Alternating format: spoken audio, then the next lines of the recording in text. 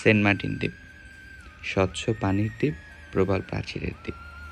প্রকৃতি কি অপার সৌন্দর্যে সেন্ট মার্টিনকে নিজ হাতে সাজিয়েছে, এটি নিজ চোখে না দেখলে বোঝা মুশকিল। সূর্যাস্তের সময় সেই স্বচ্ছ পানির ভেতর দিয়ে প্রবালগুলো দেখতে যে কি ভয়ঙ্কর সুন্দর লাগে, এটা ক্যামেরায় বোঝানো সম্ভব না। সেন্ট মার্টিন পৌঁছতে পৌঁছতে আমাদের প্রায় বিকেল হয়ে যায়। আমরা দ্রুত হোটেলে গিয়ে চেক ইন করে চলে আসি পশ্চিম বিচে। সূর্যের লাল আভা, মৃদু বাতাস আর প্রবালের উপর স্বচ্ছ পানির গর্জন, সব মিলিয়ে যে কি এক স্নিগ্ধ সৌন্দর্য তৈরি হয়েছিল, এটা নিজ চোখে না দেখলে বোঝা মুশকিল।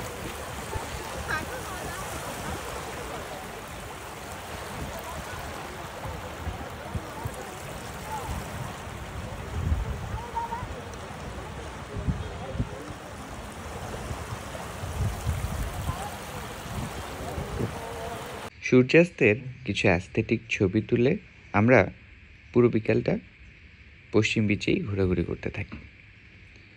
সেন্ট মার্টিন দ্বীপের একটি বিশেষত্ব হলো এখানকার সমুদ্র কক্সবাজারের মতো অতটা উত্তাল না, একদম শান্ত একটা পরিবেশ থাকে। সেখানে দাঁড়িয়ে মনে হয় জীবনের সমস্ত দুঃখ কষ্টগুলো, দুশ্চিন্তাগুলো যদি সমুদ্রে ফেলে দিয়ে সমুদ্রের পাশেই এভাবে সারা জীবন দাঁড়িয়ে থাকা যেত, তাহলে কতই না ভালো হতো। পুরো বিকালটা বিচে ঘোরাঘুরি করে আমরা চলে যাই মাছের বারবিকিউ খেতে। সেখানে বিভিন্ন রকমের মাছ ছিল, যেমন টোনা ফিশ, স্যালমন ফিশ, রূপচাঁদা মাছ, কোরাল মাছ, অক্টোপাস সহ বিভিন্ন সামুদ্রিক মাছ সেখানে ছিল। কেউ বারবিকিউ করে খাচ্ছিল, কেউ ফ্রাই করে খাচ্ছিল, তবে মাছগুলো একদম টাটকা এবং বেশ সুস্বাদু ছিল। এখানে আমাদের একজনের মাছ ফ্রাই করা হচ্ছে।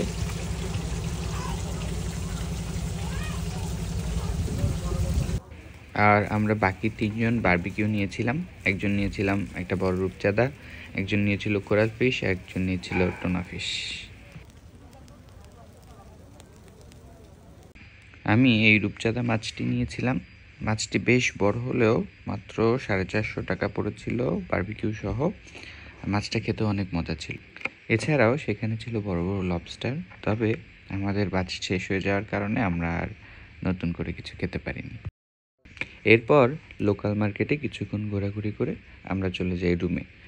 প্রায় 22 ঘন্টা জার্নি করে সেন্ট মার্টিন পৌঁছেছিলাম বলে ভীষণ টায়ার্ড ছিলাম। রাত্রে গিয়ে সেখানেই ঘুমিয়ে পড়ি। বেশি একটা সময় আর বিচে কাটানোর সুযোগ হয়নি। সেন্ট মার্টিন থেকে শুভ সকাল। রাত্রে তাড়াতাড়ি শুয়ে পড়ার কারণে একদম ভোরে উঠেই আমরা বিচে চলে আসি। সকালে সেন্ট মার্টিন দ্বীপটা আরও বেশি সুন্দর। সামনেই কিছু মাছ ধরার ট্রলার, পেছনে নারকেল গাছের সারি এবং সমুদ্রের গর্জন। সকালবেলা সমুদ্রের গর্জন কিছুটা বেশি থাকে। সেন্ট মার্টিনের সবচেয়ে সুন্দর জিনিসটা আপনাদেরকে দেখাই, এর স্বচ্ছ পানি। আমি কিন্তু প্রায় অর্ধেকের বেশি ডুবে গেছি, তাও আমার পা পরিষ্কার দেখা যাচ্ছে। এই দেখেন,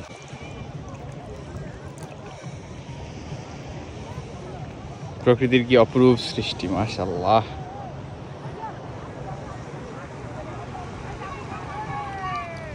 সকালে সমুদ্রে গোসল সেরে রুমে গিয়ে চেঞ্জ করে তারপরে সকালের নাস্তা সেরে আমরা রওনা দেই ছেড়া দ্বীপের উদ্দেশ্যে। আমাদের ছেড়া দ্বীপ যেতে সময় লেগেছিল প্রায় 1 ঘন্টার মতো, এবং পথিমধ্যে আমরা বেশ কয়েকটি জায়গা পেয়েছি। তার মধ্যে অন্যতম একটি হচ্ছে গলাচিপা। গলাচিপা হচ্ছে সেন্ট মার্টিনের এমন একটি জায়গা যেখানে দ্বীপটা খানিকটা শুরু হয়ে আসে, অর্থাৎ সেখানে পূর্ব এবং পশ্চিম দুপাশেই সমুদ্র এবং মাঝখানে অল্প একটু জায়গা দ্বীপের মতো। এই জায়গাটিকে সেন্ট মার্টিনের গলাচিপা বলা হয়। এছাড়াও মাছ ধরার ট্রলারগুলো ভাসছিল। আমরা বিচের পাশ ঘেঁষে অটোতে করে সমুদ্রের সৌন্দর্য দেখতে দেখতে ছেড়া দ্বীপের উদ্দেশ্যে যাচ্ছিলাম।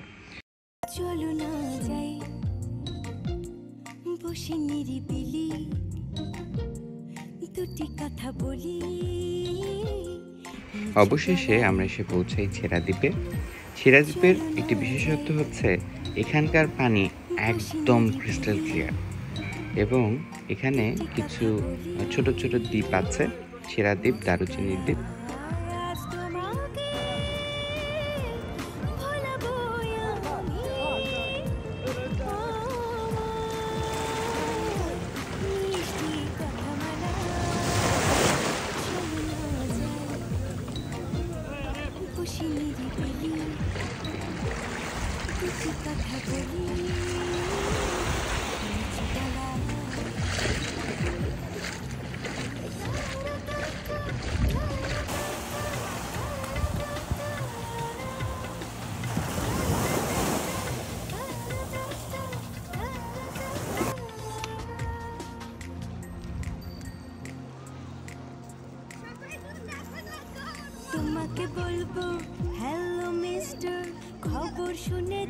আমরা যাচ্ছিলাম ছেড়া দ্বীপের দিকে।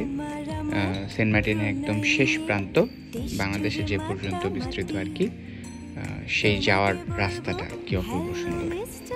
খবর শুনেছ নাকি তোমার আমার প্রণয় নিয়ে দেশ জুড়ে মাতামাতি, ঢাকা শহরে অলিতে গলিতে তোমার আমার পোস্টার, সব পত্রিকার ফ্রন্ট পেজে ছবি তোমার এবং আমার।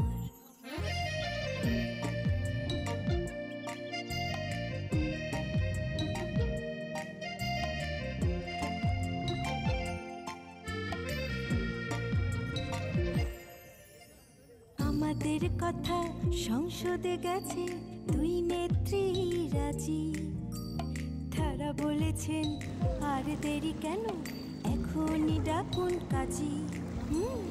আমাদের কথা সংসদে গেছে দুই নেত্রী রাজি, তারা বলেছেন আর দেরি কেন এখনই ডাকুন কাজী।